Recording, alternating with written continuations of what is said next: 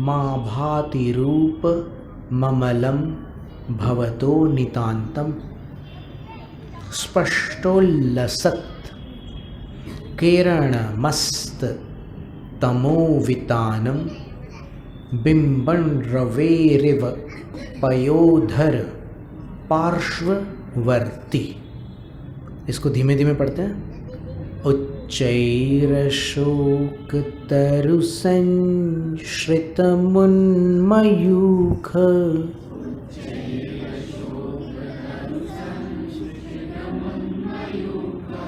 मा भाति रूपममलं भवतो नितान्तम्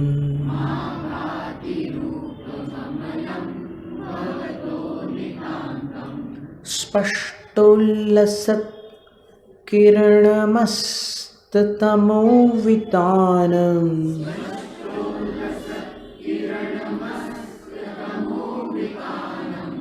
बिंबन रवेरिव पयोधर पार्श्ववर्ती।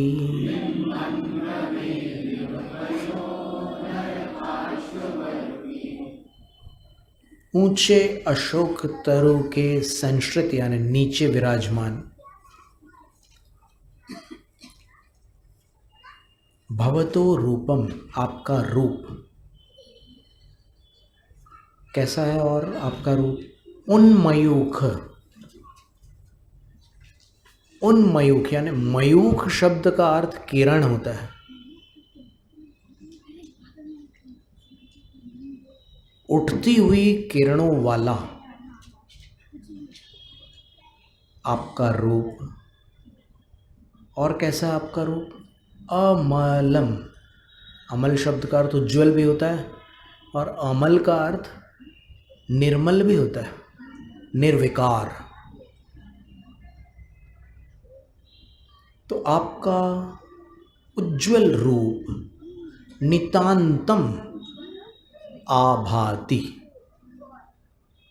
अत्यंत शोभा को प्राप्त होता है। यानी आपका रूप बहुत सुंदर लगता है। कहाँ पर? ऊंचे अशोक वृक्ष के नीचे। अब किसके समान सुंदर लगता है? तो आचार्य लिखते हैं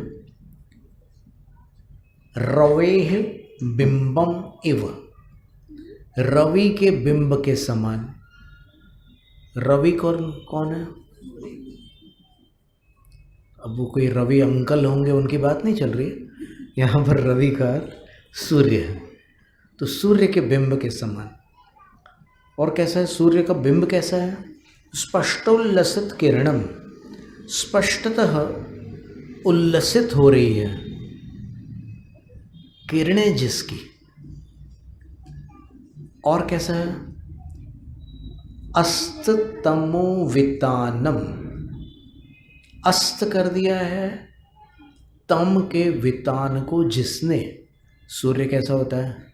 अंधकार के फैलाव को नष्ट कर देता है। तो अस्त कर दिया है अंधकार के वितान यानी फैलाव को जिसने। वितान शब्द पहले आया पहले काव्य में, दलित पाप तमो, तमो वितानम आया था, यहाँ भी तमो वितानम है। तो स्पष्टतः उल्लसित हो रही है किरणें जिसकी, और अस्त कर दिया है अंधकार के विस्तार को जिसने। ऐसे पयोधर पार्श्ववर्ती रवेह बिंबम। पयोधर, पयो का अर्थ पानी होता है और उसके बाद धर लगा दिया तो क्या हो गया?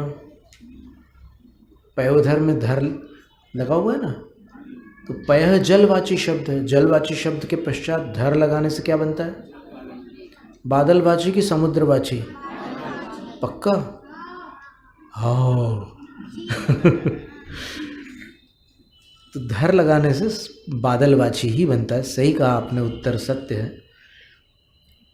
तो पयोधर पार्श्ववर्ती, बादल के पार्श्ववर्ती यानी निकटवर्ती, सूर्य के बिंब के समान। यानी इसका मतलब ये हुआ कि भगवान ऐसे लगते हैं जैसे सूर्य हों और अशोक वृक्ष ऐसे लगते हैं लगता है जैसे बादल हो। जब सूरज डूबने को होता है ना तो कभी कभी बादल होते हैं, तो नीचे कभी सूर्य अपने को दिख जाए जहाँ बादल नहीं है तो ऊपर के बादल बिल्कुल अलग ही दिखते हैं। और फिर कभी कभी वो बादलों की जो किनारी है वो गोल्डन रंग की दिखती है, सुनहरी रेखा जैसी दिखती है। और कभी कभी बादलों के बीच से सूर्य की किरणों के गुच्छे की गुच्छे ऐसे बाहर निकलते हुए दिखते हैं। आपने कभी प्रकृति को देखा हो, फुर्सत मिली हो तो, वरना वो सब होता है और फिर अपन अपने में मस्त रहते हैं। तो जैसे सूर्य बादल के निकट शोभा को प्राप्त होता है, वैसे ही आप अशोक तरु के नीचे शोभा को प्राप्त होते हैं। वट सम ऊंचा तरु अशोक है, आप विराजे जिसकी छाँव, बहुत सुहाती तब उज्ज्वल छवि, अति अविकारी दिव्य प्रभाव। जैसे रवि का तिमिर विनाशक बिंब दमकता प्रभा प्रधान, जब हो उसके पास गगन में भारी बादल नीर निधान। जय जय आदिश्वर स्वामी,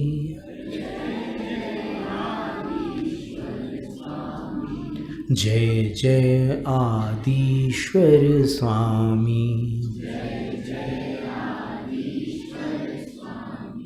जय जय आदिश्वर स्वामी,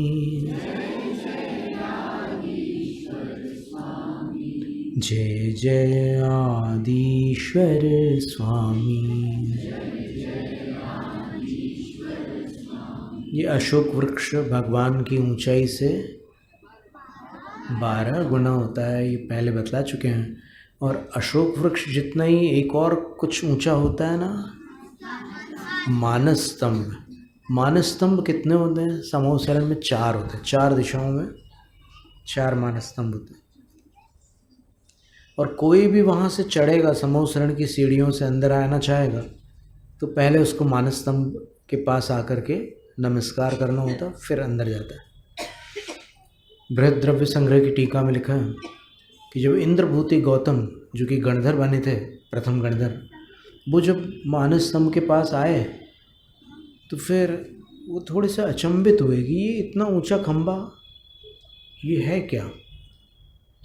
तो फिर एकदम पास से तो देख नहीं सकते कि ऊपर क्या है, तो उनको पीछे हटना पड़ा। और जब ऊपर उन्होंने वो आकृतियाँ देखी तो फिर उनका पूरा मान स्तंभित हो गया। मानस स्तंभ से उनका मान स्तंभित हो गया, रुक गया। उनका अभिमान जो था वो वहीं स्टॉप हो गया और वो नतमस्तक हो गया। और वहाँ उनको उपशम सम्यक्त, फिर अंदर भगवान के निकट क्षयोपशमिक सम्यक्त, और फिर क्षयिक सम्यक्त लगे हाथ। उपशम, क्षयोपशमिक और क्षयिक तीनों सम्यक्त उनको प्राप्त हो गए उसी दिन। और फिर बस उन्होंने गणधर की पात्रता प्राप्त की। धवला की 9वीं पुस्तक के अनुसार ऐसा है कि भगवान की दिव्य ध्वनि उनके आते ही साथ नहीं खिरी।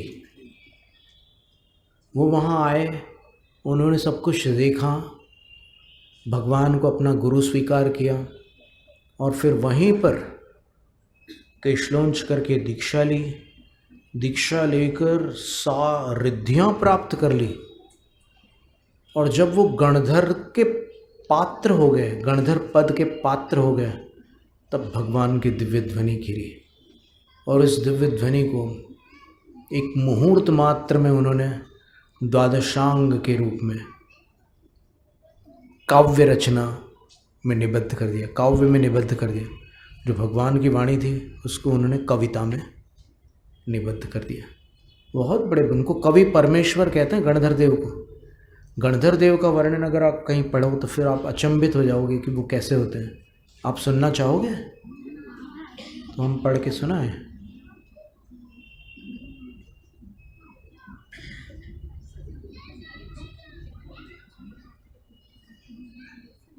अपन समझते हैं कि जैसे मिनिस्टर का पीए होता है वैसे ही तीर्थंकर के गणधर होते हैं। ऐसा नहीं है।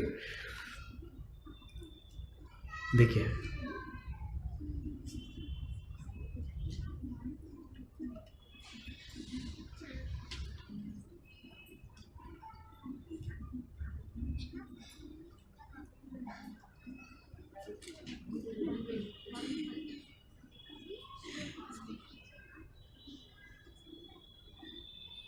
छत्तीस विशेषताएं हैं गणधरों की। अब आप लिख नहीं पाओगे, सिर्फ सुनते जाओ। पहला, वे 5 महाव्रतों के धारी होते हैं। वे 3 गुप्तियों से गुप्त होते हैं। वे 5 समितियों से युक्त होते हैं। वे 8 मदों के नाशक होते हैं। वे 7 भयों से मुक्त होते हैं। बीज बुद्धि, कोष्ठ बुद्धि, पदानुसारिणी और संभिन्न श्रोतृत्व नामक रिद्धियों से उपलक्षित होते हैं। ये धवला की 9वीं पुस्तक में ये सारी चीज़ें लिखी है। फिर उत्कृष्ट अवधिक ज्ञान द्वारा असंख्यात लोक प्रमाण काल के भीतर अपने काल से अतीत, अनागत और वर्तमान संबंधी अशेष परमाणु पर्यंत उद्गल द्रव्य की पर्यायों को प्रत्यक्ष रूप से जानने वाले सर्वावधि ज्ञानी होते हैं। तप्त तप लब्धि के कारण निर्हार मलमूत्र से रहित होते हैं। दीप्त तप लब्धि के गुण से सर्वकाल उपवासी होते हुए भी शरीर के तेज से 10 दिशाओं को प्रकाशित करने वाले होते हैं। सर्वौषध लब्धि के गुण से सर्वौषध स्वरूप होते हैं। अनंत बल द्वारा हाथ की उंगली से तीनों जगत को हिलाने में सक्षम होते हैं। ये इस छोटी उंगली से गणधर देव तीनों लोक को ऐसा खिसका सकते हैं। इतनी शक्ति होती है उनकी, कोई उनकी बराबरी नहीं है, अतुलनीय है। करेंगे नहीं ऐसा, चिंता मत करना। खिसकाएंगे कहाँ? धर्मास्तिकाय भाव, धर्मास्तिकाय तो है नहीं वहाँ पर, तो और कहाँ खिसकाएंगे? पर शक्ति है उनके अंदर। इसको संभावना सत्य कहते हैं।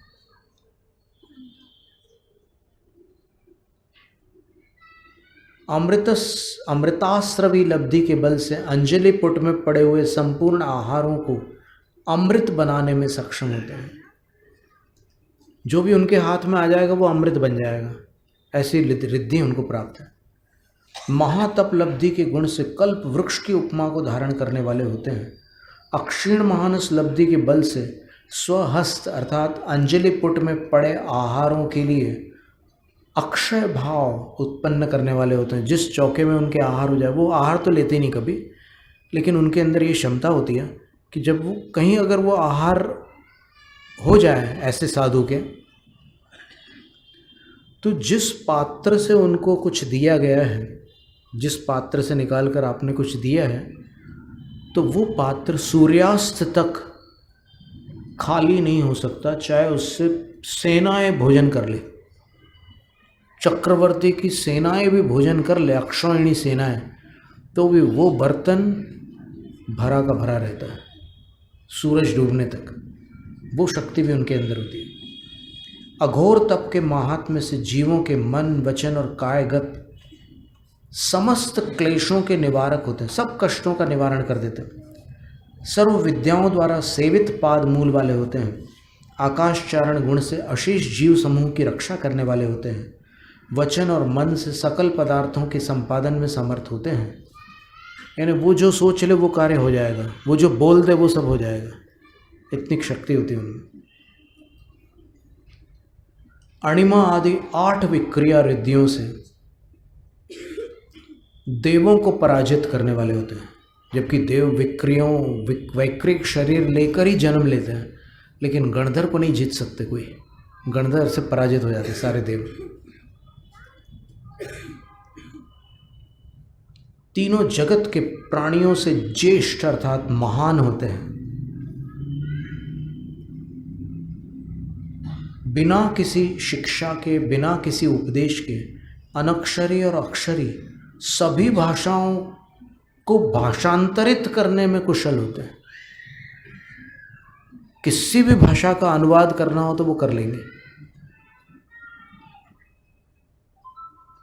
समूह शरण के जन मात्र के रूपधारी होने से हमारी भाषाओं में हम हमसे ही बोल रहे हैं ऐसा विश्वास उत्पन्न करने वाले होते हैं, तथा समूह शरण में स्थित जनों की कर्णेंद्रियों में अपने मुख से विनिर्गत अनेक भाषाओं के मिश्रण युक्त प्रवेश के निवारक होते हैं।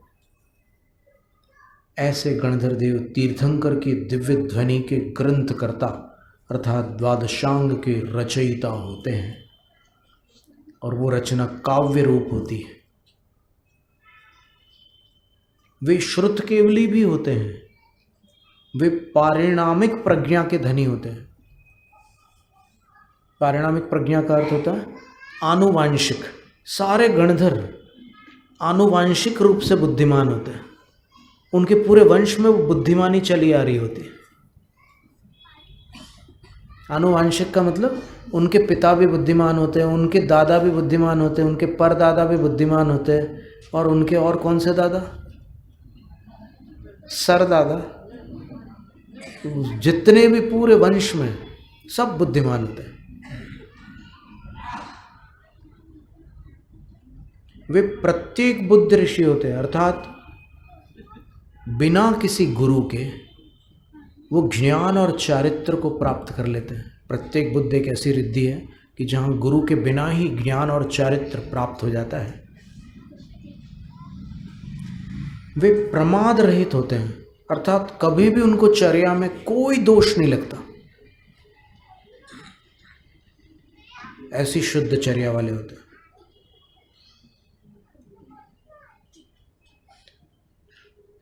और वे विपुलमति मन परे ज्ञानी होने से तद्भव मोक्षगामी होते हैं। और उनको निद्रा निद्रा प्रचला प्रचला और स्त्यान गृद्धि का उदय न होने से गणधरों को कभी शयन नहीं करना पड़ता। उनको सोने की कोई आवश्यकता नहीं होती, हमेशा जागृत।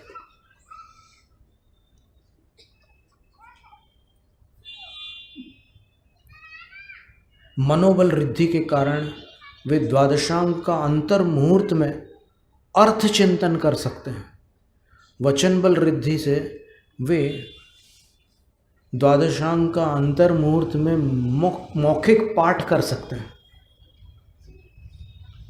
अपन लोग अगर पाठ करना चाहें तो भक्तामर में ही कुछ मिनट लग जाते हैं।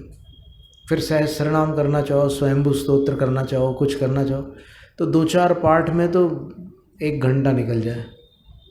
और वो पूरी जिनवाणी का पाठ, सभी शास्त्रों का पाठ 48 मिनट में पूरा कंप्लीट कर लेते हैं। घोर पराक्रम लब्धि से असंभव को संभव कर सकते हैं। वो पहाड़ों को हिला सकते हैं, वो समुद्रों को खाली कर सकते हैं। हथेलियों से ऐसे समुद्र एक प्रहार करेंगे तो पूरा समुद्र खाली हो जाए। सूर्य और चंद्रमा की गति बदल सकते हैं। ऐसी ऐसी रिद्धियाँ उनके पास होती है। इसका नाम घोर पराक्रम है। फिर अघोर गुण ब्रह्मचर्य लब्धि से दुर्भिक्ष आदि उपद्रवों के निवारक होते हैं। वो जहाँ भी विराजमान होंगे वहाँ पर अकाल नहीं पड़ सकता, वहाँ पर कोई चोरियाँ नहीं हो सकती, कोई व्यसन नहीं कर सकता। वो ऐसे विराजमान हो जाएंगे तो उनके प्रभाव से किसी को व्यसन करने की इच्छा ही नहीं होगी। अपने आप सबका मन शांत हो जाएगा। ऐसे गणधर देव होते हैं, उनको बारंबार नमस्कार।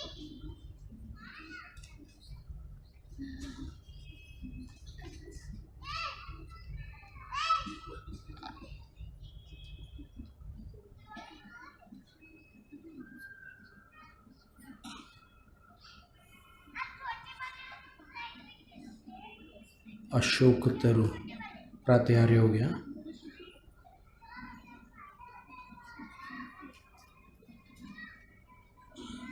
आज एक ही काव्य चल पाए ना।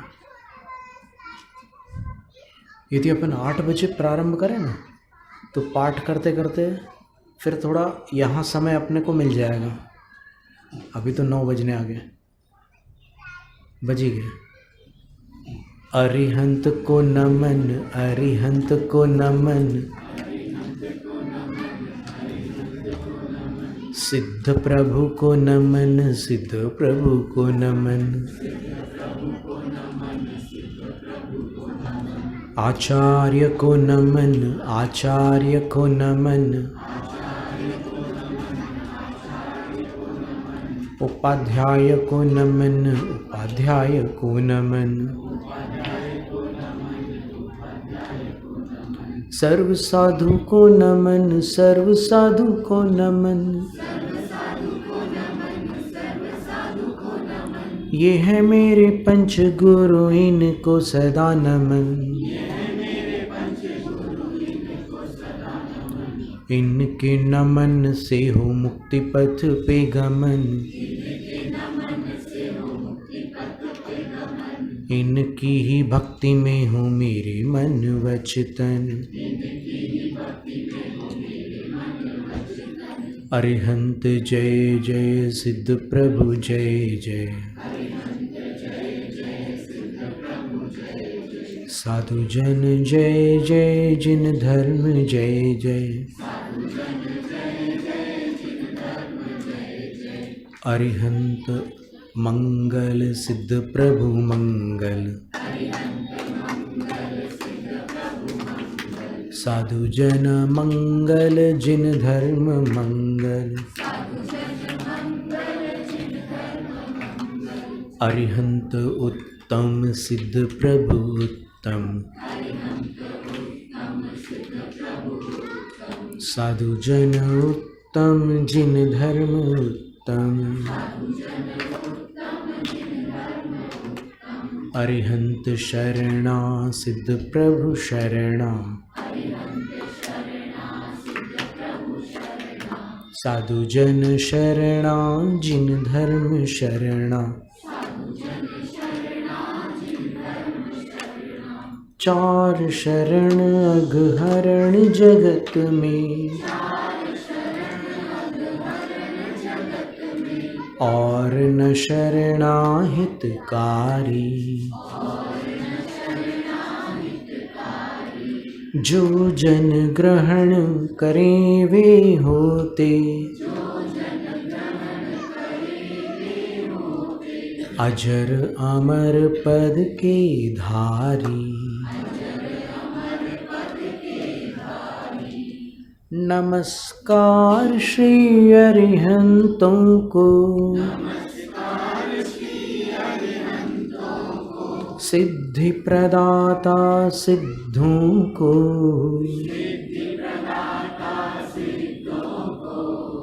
आचार्यों को उपाध्यायों को, सर्वलोक के संतों को। स्तोत्र पठन में मेरे द्वारा यदि जो कहीं कहीं प्रमाद से कुछ अर्थ वाक्य पर मात्रा छूट गई, सरस्वती मेरी उस त्रुटि को कृपया क्षमा करें, और मुझे कैवल्य धाम में मां विलंब धरे। वांछित फलदात्री चिंतामणि सदृश मात तेरा, वंदन करने वाले मुझको मिले पता मेरा। बोधि समाधि विशुद्ध भावना आत्म सिद्धि मुझको मिले, और मैं पा जाऊंगा मोक्ष महासुख को।